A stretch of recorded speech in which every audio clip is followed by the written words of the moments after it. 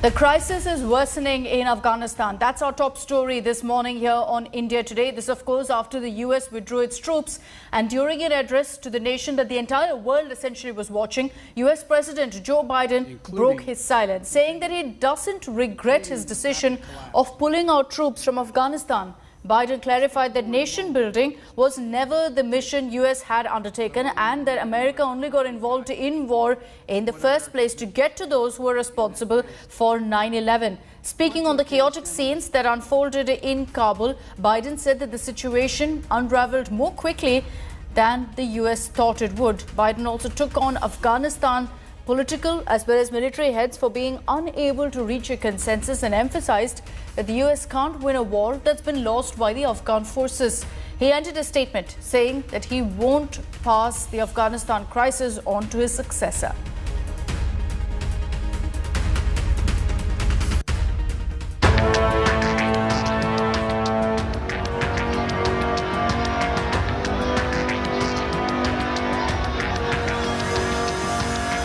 It was this nightmare day in Afghanistan's capital.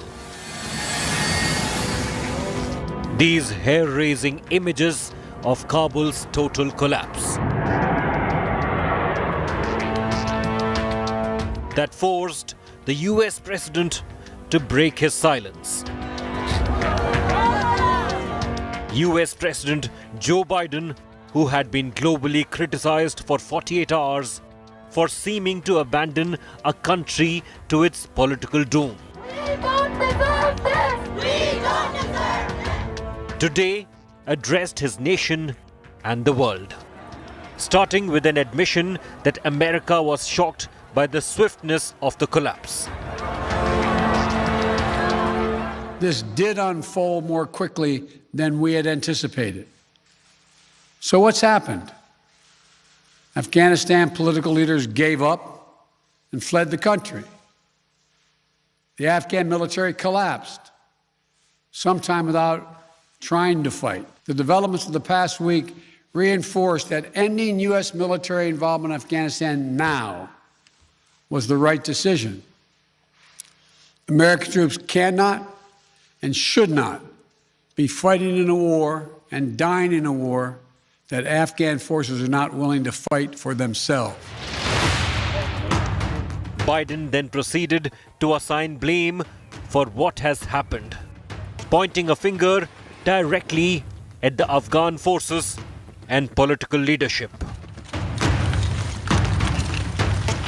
We gave them every tool they could need. We paid their salaries, provided for the maintenance of their Air Force. We gave them every chance to determine their own future. We could not provide them was the will to fight for that future.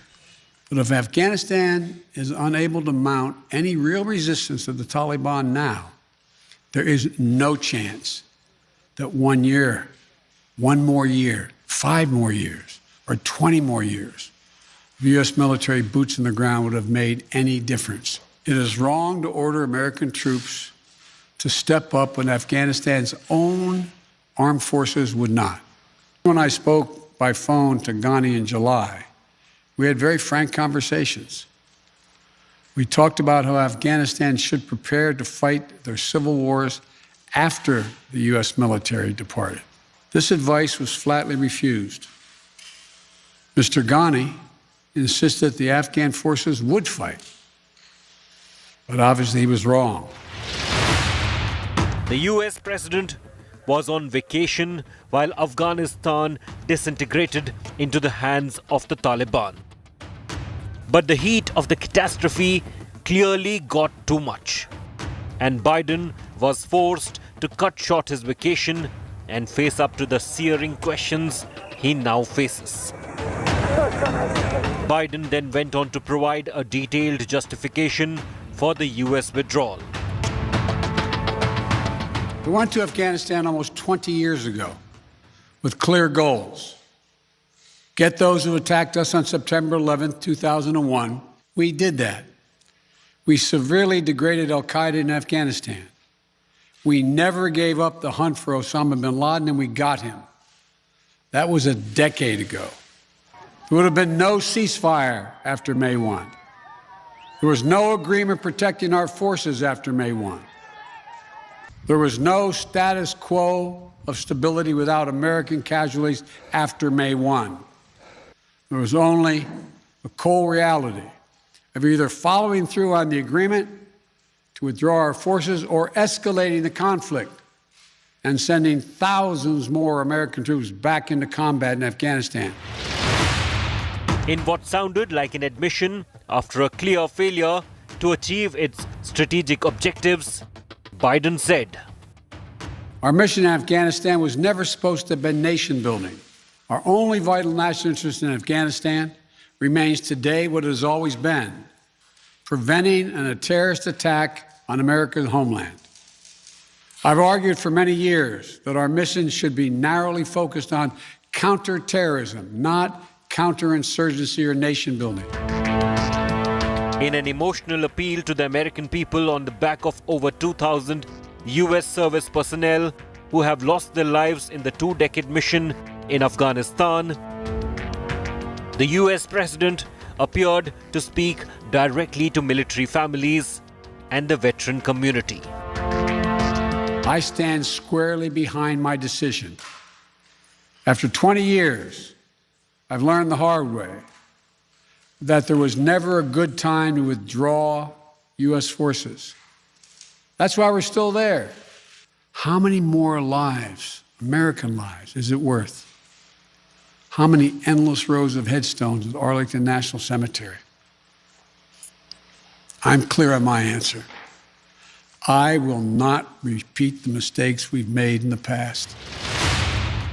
The United States has added over 1,000 troops to existing emergency forces in the country to safely extract US nationals.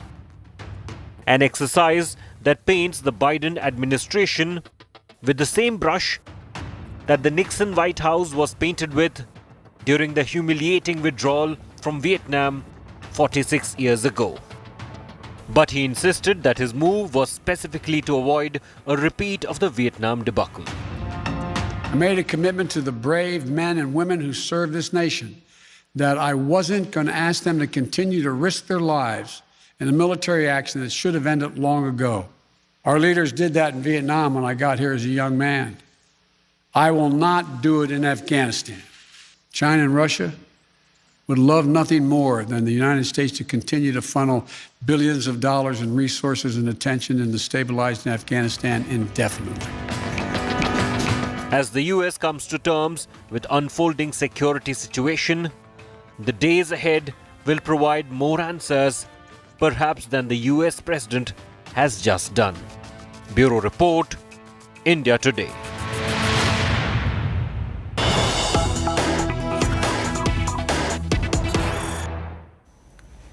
Breaking news that's coming in. Foreign Minister S. Jaishankar has tweeted on the crisis in Afghanistan. Here's what he said. I'm quoting from his tweet. Monitoring the situation in Kabul continuously, understand the anxiety of those seeking to return to India. Airport operations are the main challenge. Discussions on with partners in that regard. We're in constant touch with the Sikh and Hindu community leaders in Kabul. Their welfare will get our priority attention. That's a statement that's coming from S. Jaishankar, who's put out details of exactly how the government is also focusing on evacuations currently. You also have the US Secretary of State, Antony Blinken, speaking to Jaishankar. And our External Affairs Minister has said that they discussed the latest developments in Afghanistan with Secretary Blinken, underlined the urgency of restoring airport operations in Kabul. Deeply appreciate the American efforts underway in this regard. So India is in touch with the United States and we're focusing on evacuations. There's been a conversation between S. Jaishankar and Antony Blinken, the US Secretary of State. But let's focus on what's happening in Afghanistan. There's a lot of uncertainty that's looming large. And what comes next is the biggest question. India today has learned that Taliban, who now is in complete control of the country, is awaiting the result of a discussion that's taking place in Doha. The talks are expected to essentially clear the air on the structure of the future government and possibly a name change. Remember, after taking over Taliban, they're referring to Afghanistan by the name of Islamic Emirate of Afghanistan. Taliban's political deputy leader Mullah Abdul Ghani Baradar told a news agency that Taliban's leadership is in contact with the international community and political parties in Afghanistan and will work out the future course of action soon.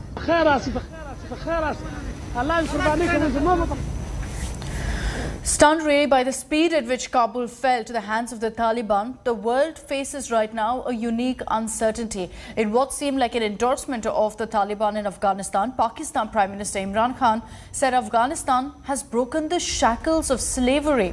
Imran Khan also spoke about the parallel education system that led to the existence of an English medium school, resulting in the adoption of someone else's culture in Pakistan. Pakistan is accused of facilitating the Taliban rebellion, which ultimately resulted in the capturing of Afghanistan after being ousted about 20 years ago. Another country that seems to have made peace rather swiftly at that with the Taliban takeover is China. China said it's willing to develop friendly relations with Afghanistan's Taliban. The Pakistan-China nexus to support the terror tsunami spells big trouble, not just for India, but really for the entire world to take note of immediately.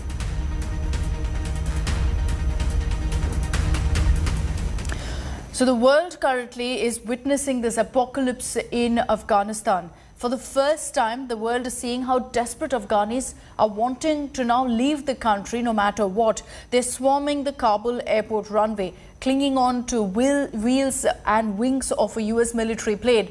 These images have shocked the entire world, and India today has captured exclusive satellite images of the mayhem that broke out in this collapsing nation.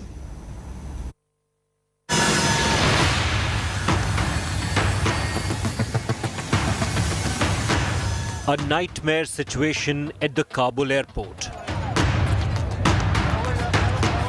As the dawn of the Taliban drove thousands of desperate Afghanis in the frenzied hunt for a way out of the doomed nation, images of massive crowds mobbing first civil airliners and then even trying to grab onto a US military aircraft have shocked and silenced the world.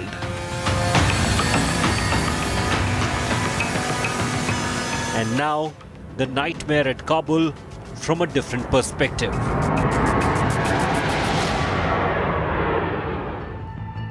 This is what the Kabul airport looks like on a normal day. Now watch how Maxar satellite captured this viral video from the air. Huge crowds mobbing an aero bridge to board a waiting civil aircraft. The panicked crowds then spread out across the main flight line and onto the out-of-bounds tarmac area. A shocking violation at any airport. But this is what that crowd looked like from a satellite's camera.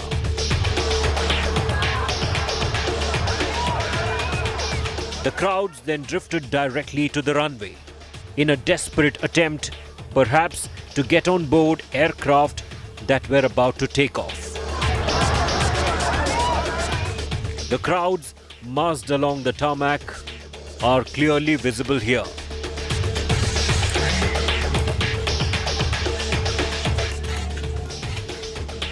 And here's a closer view of that crowd, comprised almost entirely of Afghan men. By this time, the airfield was already totally compromised, and a serious danger to both the people and the aircraft operating here, like this Turkish Airlines flight ready to take off.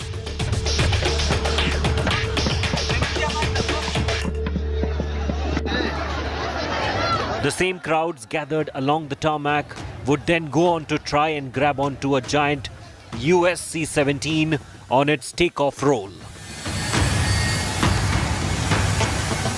A tragic sequence of events resulting in the horrifying deaths of those who managed to get airborne with the jet.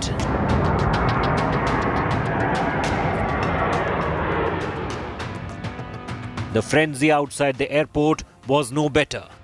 with huge crowds surging towards the airport, even scaling its high walls to somehow access the terminal buildings, the aero bridges and the tarmac.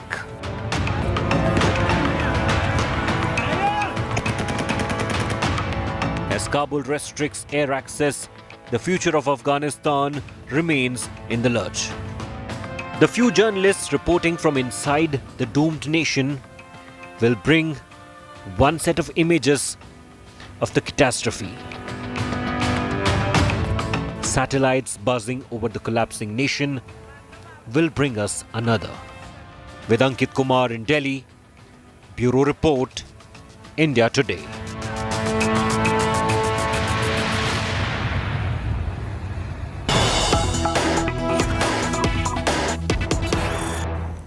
News coming in of Facebook designating Taliban as a terrorist group and banning it as well as content supporting Taliban from its platforms.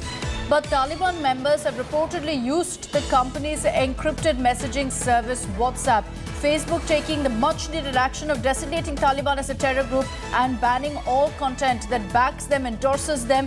Many social media giants have been under fire for allowing Taliban to post content on their platforms and not taking action over the same. Facebook finally is cracked the whip.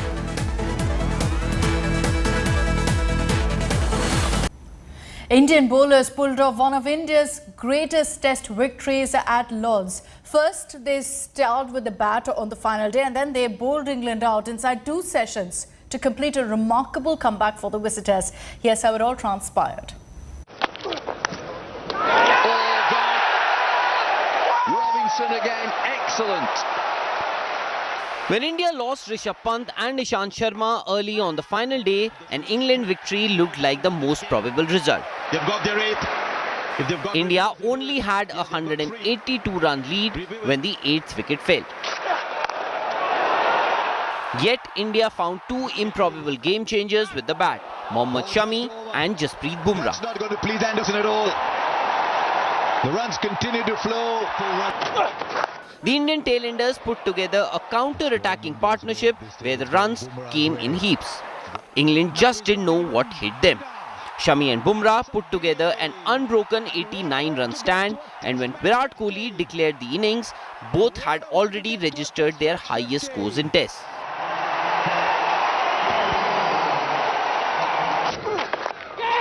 Leading edge, gone. Needing 272 for victory, England got off to a worst possible start. While Joe Root was still at the other end, the 3 Lions lost Hamid and Johnny Bairstow just before tea. You can see the Indians happy. Right after the tea, in the very first over, India finally managed to breach the Great Wall of England. That was Joe Root. First delivery after tea, that was. Look at it. And while Moeen Ali and Joss Butler held the English fort for a while, Indian bowlers kept chipping away with wickets to complete a historic victory at Lord's. Well done, Virat Kohli. Well done, India. What an incredible finish to this game. Sports Bureau, India Today. Shake hands with the